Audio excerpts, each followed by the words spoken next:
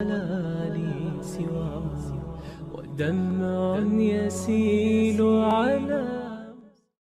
السلام علیکم ورحمۃ اللہ وبرکاتہ۔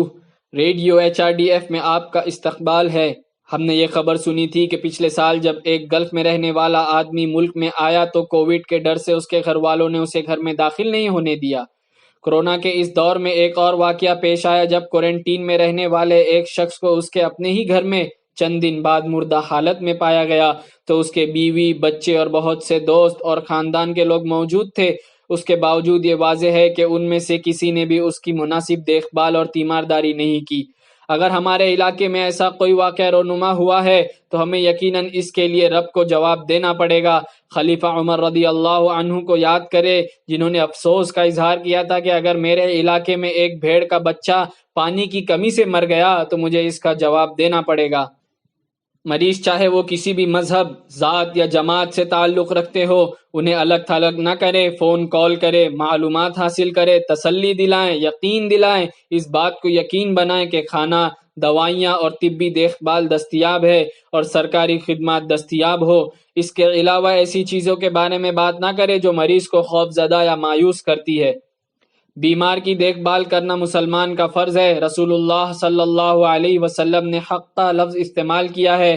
یہ اس کا حق ہے اور آپ کا فرض ہے، لیکن صرف ایک دورہ کافی نہیں، دیکھ بھال کی بھی ضرورت ہے۔ اس میں خیر خواہی، تسلی دینا، دیکھ بھال، دعا اور خیال رکھنا بھی شامل ہے۔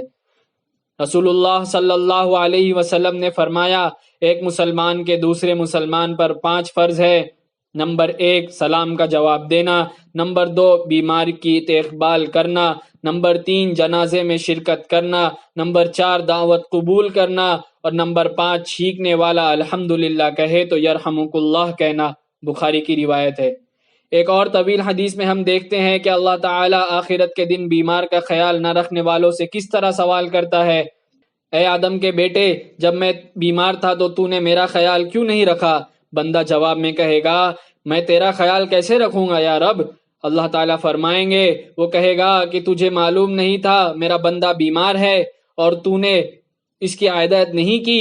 اگر تم نے اس کا خیال رکھا ہوتا تو تم مجھے اس کے قریب ہی دیکھتے۔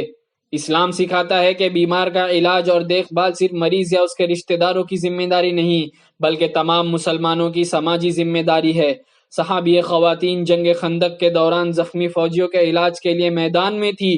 انہوں نے رسول اللہ صلی اللہ علیہ وسلم کی ہدایت کے مطابق عمل کیا۔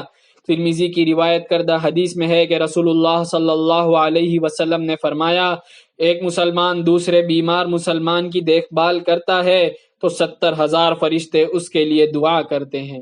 لي سواه ودمع يسيل على